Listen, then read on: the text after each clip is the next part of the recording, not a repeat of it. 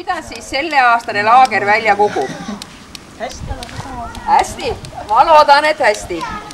Töötegijad on meil Elle, tunnete ja Elle on meil olnud kõik suvekoolid.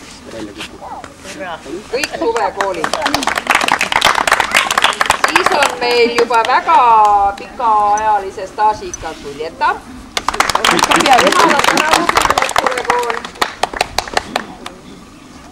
Suljetal on igavene suur abivägi. Sorry, ise tutvustab. Suljeta abivägi, palun käsi püsti. Ragne, Katrin. Nii. Ja Mihklil on alati kaasas Argo. Ja neil on veel igavene suur meeskond, aga ma ei näe neid Rainisi ja tulevad. Nii et üks meeskond veel noortele tuleb. Ja siis päris väikeste lastel on Grete-Stiina ja eile õhtul muutus nimi, mida ma pähe ei õppinud.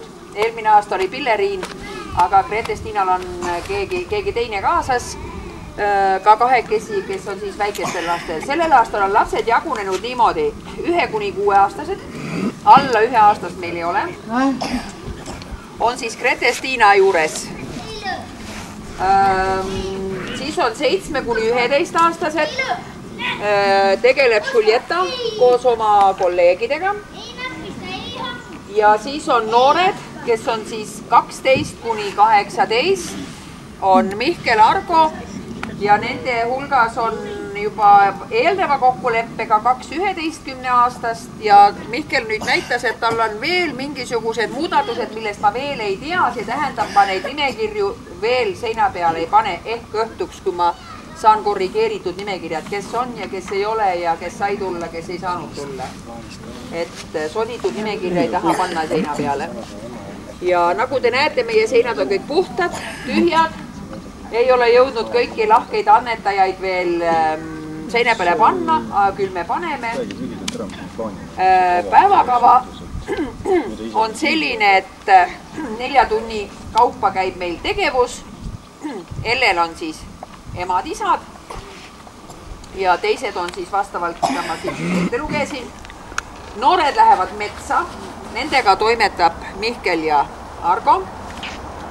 Ja Mihkli sõnum on siis see, et kui mõni isa tunneb huvi vetelpääste, esmaabi ja veel selliste natukene sõjaväelasliku korra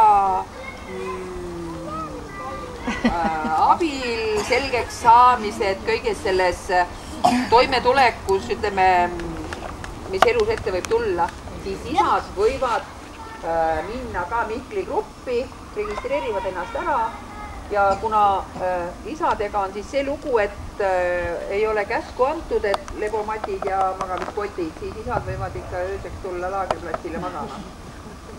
Põhimõtteliselt peale põhitegevust. Peale põhitegevust, eks ole. Muidu lastel on niimoodi, et nemad lähevad metsa ja sinna nad jäävad. Et siis tahan veel südame peale panna järgnevaid asju. Väikesed lapsed. Emmedelt palun seda, et käitute nii, nagu käitute lasteaias. Annate lapse kasvatajale üle ja võtate lapse kasvataja käest tagasi. See kehtib kõikide laste kohta. Ma tõin väga väikese näite. Selles mõttes, et kui laps on antud tegevusjuhendajale üle, see tähendab, et siis on ema süda rahul, et laps on teise inimese hoole all ja see teine inimene vastutab. Ja kui ta siis, ja ema tuleb ja võtab ta käest jälle ära. Sest meil on eelnevates laagrites niimoodi olnud, et tegevusjuhendaja loeb lapsi üle, sorry, pole kedagi, kuskil keegi jalutab siin, keegi jalutab metsas. Et oleks kindlustunne ja järelevalve, siis püüame niimoodi käituda, et anname tegevusjuhendajale üle ja võtame tegevuse juhendaja käest kätte. Siis on väga tungiv soov see, et meie lapsed ei lähe sellelt laagri territooriumilt ilma vanema teada andmata välja.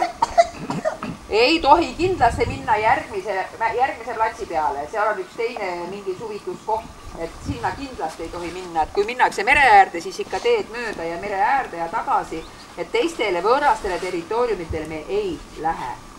Ja hea on öelda, kui siin, ma ei tea praegus, kas siin on mustikaid või ei ole, et kui keegi tahab seal mustikaid noppida, siis ikka kas koos emaga või ema teadmisel, eks ole. Nojah, ma ei hakka neid nimesid ette lugema, sest ma tean, et siin on midagi segi. Vanuserühmad on öeldud, 1–6 on siis kõige väiksemad, Gretestiinat ma kahjuks ei näe praegust ja juhul, kui nüüd Gretestiina ei ole mulle öelnud, et ta ei tule, noh, üllatus võib olla, et ta ei tule, siis ma napsan sealt Julietalt kedagi ära või lepime seal Julieta omadega kokku, et me jagame seal siis moodi neid väiksemaid lapsi ka, sest ta oleks pidanud olema juba kohal. See praam on juba tulnud. Ma pole arvutit lahti teinud ja ma ei tea. Ja siis, mida ma veel ütlen teile, me nüüd, ma teile kuskile ei kirjuta, sest see on Imbi süü, see ei ole minu süü. Imbi ütles, ei ole vaja. Väga õige. Saab iga päev kõhu täis. Sest meil tuleb jooksvalt igasuguseid toidumuudatusi. Meil on selline koht, kes teeb kõikidest asjadest kõike. Ja meil on hästi palju selles laagris humanitaarabi. Te selle köögi juures nägite, kottide virnad on seal, ma ei tea, kas me suudame teile kõik ära süüa, mis sinna kokku veetud on. Kõik on annetatud, ma ei ostnud. Ja selles mõttes, noh, ma ei pane me nüüd kuskil üles. Te võite Koka käest nii küsida, mis homme on. Võib-olla ta teab, mis homme on. Hommikuti on kindlasti pudru alati, on siis kohvi ja tee ja morss ja võileib, mis seal siis on, saab süüa. Lõunaks on kas praad ja magustoit või supp ja magustoit, õhtuks on siis ka midagi, kas praad, supp ja magustoit juurde. Nii kuidas meil siis kokk seal figureerib. Siis kui on mingisuguseid muudatusi üldse, kas tegevuskavades või üldse mingit infot, siis ma kirjutan sinna peamajja mingile pabertahvli lehele, mis siis on. Aga ma tean seda, et siin on 2 päeva järjest, üks mingi üritus on selles puhketalus, mis on enne kaldat, on Hansumäe puhketalu ja siis on Tahkuna tuletorni juures on ka mingi üritus. Need on tasuta üritused. Ja sinna saab minna, kas homme oli siis, ma küsin Elja käest järgi, Elja teadis, ta on ajakirjanik, ta teab kõik asju. Et ütles, et suvekoolis info siis ära öelda, kes tahab siis õhtul natuke niisugust kultuuri, et on täiesti võimalik minna. Nii palju ma ütlen teile veel, et reedel pärast lõunal on meil plaanis tordi tegemine. Hetkel tean seda, et tehakse üks väga suur tort. Oli vist 12-kilone või midagi niisugust, mille me ise kõik ka nahka pistame. Eesmärk oli minul see, et kui ma Facebookis nägin neid hirmilusaid torte, mis oli minu jaoks silmailu, sest tort mind sööma ei ahvatle, siis ma mõtlesin, et küll oleks tore, kui meie kasupered oskaksid oma lastele sünnipäevadeks ka hirmilusaid torte teha. Aga see neiu, kes seal Facebookis ennast siis nagu oma torte seal demonstreeris, hoopis Tartu. Ja selles mõttes Tartust siia kutsuda, see läheb nii hirm kalliks, aga siis Jaanika, mu selline töömesilane, kes palju tööd sel aastal tegi, ütleb, aga Hiiumaal on ka torditegija, tema muudkui tellib Hiiumaalt ilusaid torte. Ja nüüd siis sain selle Hiiumaa torditegijaga kaubale ja ta lubas tulla homme. Kui ta homme kohal on, siis me teeme torti. Aga kui ta, ei tea, kus tuul sealt meel, kui ta äkki ei ilmu, siis me ei tee torti. Siis me teeme midagi muud. Laupäeval, pühapäeval tuleb meile korvipunumine, see, mis oli ka möödunud aastal. Ja sinna 10 inimest gruppi ja need on kindlasti täiskasvanud. Ma panen selle paberi sinna, et kes siis ennast sinna registreerivad. See jääb 400 meetrit sinna karjääri taha. Mööda neid liine minna vasakule, siis peaksite me kohta visuaalselt näha olema, kui keegi tahab meid luurama tulla. Meil on siin kõrval olemas siis need teada-tuntud sissitelgid. kõik võtame kaasa. Isad siis samamoodi, et kes tunneb huvi, saate käia siis nagu noortepundiga kaasas, ise ka aktiivselt koostööd meiega teha, noori natuke seal juhendada, et iseenda valik, aga kui on soovi, siis rääkige siis kindlasti minuga. Meil on tavaliselt öörahu on 10 paiku ja meil on läbi öö on ka samamoodi on laagripatrull, kahene patrull. Et ühesõnaga üsna vähe magamist saab meil olema seal. Ja meil on kindlasti ka öiseid tegevusi. Et kui mul tuleb veel 3 instruktorit tulevad siia, siis no ütleme, et ilmselt näete ära, mis meestega tegu on. Läbiv teema on meil meditsiin ja siis vetelpääste. Selleks on meil olemas kui kummipaat ja hunnika lipsosi. Ja teile tuleb siis Pirita ranna, ütleme, et mingi kas meeskonna ülem ühesõnaga, kes oli varem minu kolleeg ja on käinud ka Afganistanis missioonil meedikuna. Et ühesõnaga üsna kõva kaliibriga kutt. Ja teised 2 tükki on siis minu sõjapolitsei kaaslased, et need on ilmselt tuttavad näod. No nii, reede siis ütleme, et hommik algab siis põhimõtteliselt teooriatundidega, see on siis homme hommik. Ma ei oska täpselt öelda, kas meil hakkab teooria siis nii-öelda seal laagris, me läheme sinna varju alla tegema teooriat. Nii, siis peale lõunasööki hakkavad siis roteeruma gruppide kaupa siis erinevad harjutused vee sees. Laupäev põhimõtteliselt teeme mingeid maastikumänge, õpime mingid praktilised asju, näiteks tule tegemist, midagi pelliku ehitamist või midagi siukest, ma ei hakka teile seda ette lugema.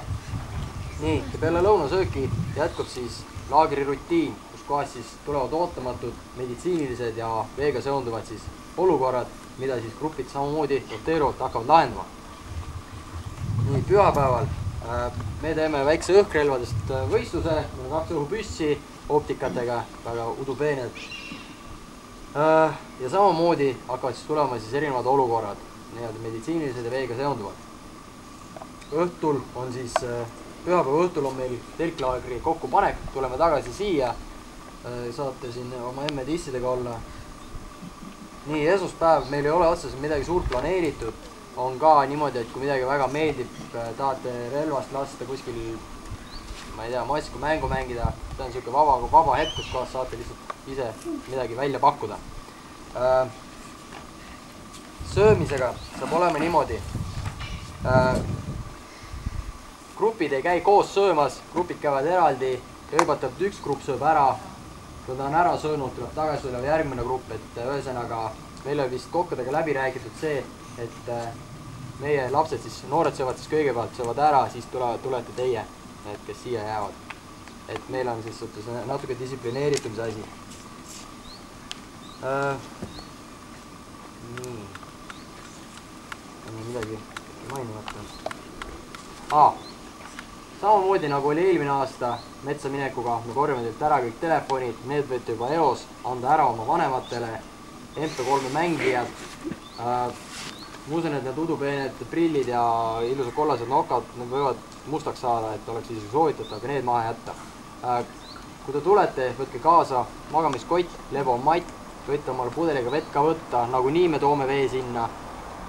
Ja ütleme, et midagi hädapärast on vaja tuua, siis saab ka siin korraks läbi põigata, see on üsna lähedal.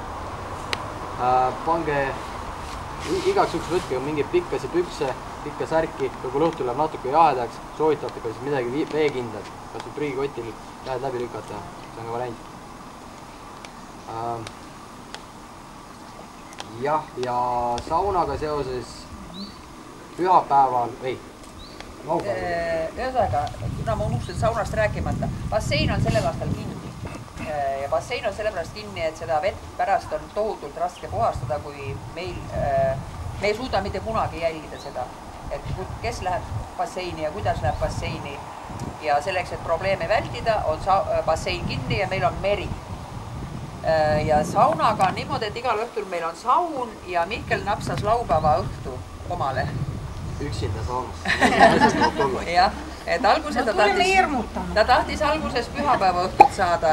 Või kumba sa tahtsid? Laupäeva õhtu, siis pühapäeval läheb mul pooled instruktorid minema. Aga pühapäeva selles suhtes, et kui me pühapäeva õhtu tuleme metsast tagasi, et siis noored saaksid ka samamoodi saunas raalikult ära käia. No ikka saavad. saunaga on siis niimoodi, et meil on olnud varematel aegadel seda